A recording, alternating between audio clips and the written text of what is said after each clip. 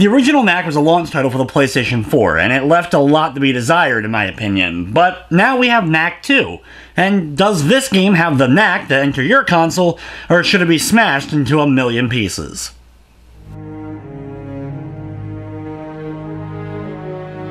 Knack 2 is a 3D action platformer that carries over a lot of the same mechanics from the original game, just adding a few new things here and there and making them a bit more refined along the way.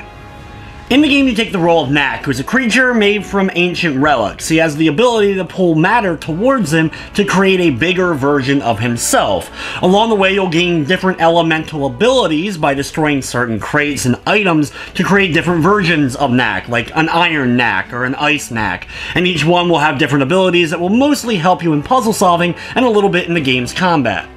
The game is broken up into 15 different chapters, and there's a decent amount of cutscenes and story throughout it as you find out more about Knack and the ancient robots and war that had taken place and why the goblins are so mad at the humans to begin with. And the story is decent enough. It gets the job done and basically transitions you from area to area well. The gameplay is basically a beat-em-up style arena where you have to fight a different group of enemies, then move on to a 3D platforming segment, then maybe a little bit of puzzle solving mixed with that 3D platforming, and then back to the beat-em-up arena style where you're battling another group of enemies. You rinse and repeat this through the game's 8 to 10 hour long plot.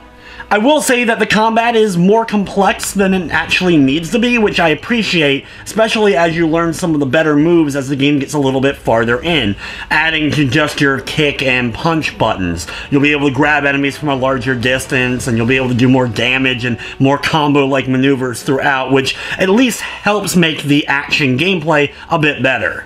What ends up aiding this is the skill tree, though unfortunately you have to fill up each part of the skill tree in order to unlock the next part, so you don't have a lot of choice in it. It's a very linear skill tree overall, but at least it's there to add a bit more to the game.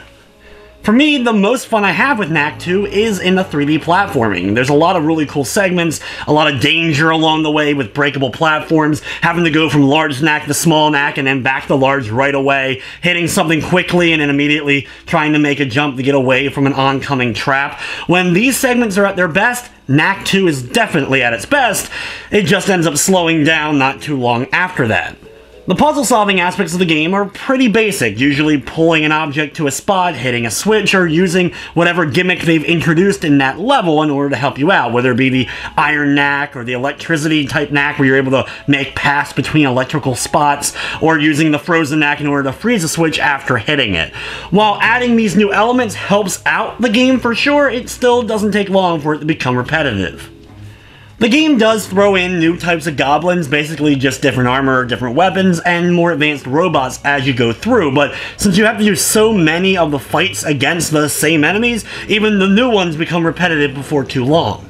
The highlight of the game for sure is in the visual department, from the locations and scenery that you get to go to, as well as just the sheer force of power that Knack has when he gets to his largest size, and he's just wrecking havoc through the Goblin City.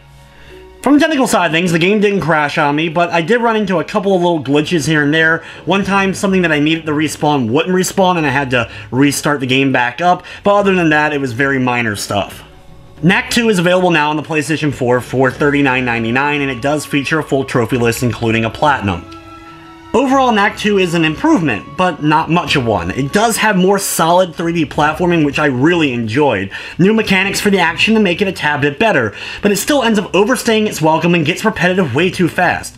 A great example of this is the first stage, which works as a tutorial, is actually in the future, and then you go back and do the events leading up to it throughout the next few chapters. But when you make it back up to that spot in the timeline, you basically do that same level again. It's just a great example that the game has too much, and a few less levels would actually have made the game overall better. With everything said though, I'm going to be giving Knack 2 a 6 out of 10. But anyway guys, that's going to wrap up this review. I'd like to thank you for watching, and of course I hope you enjoyed.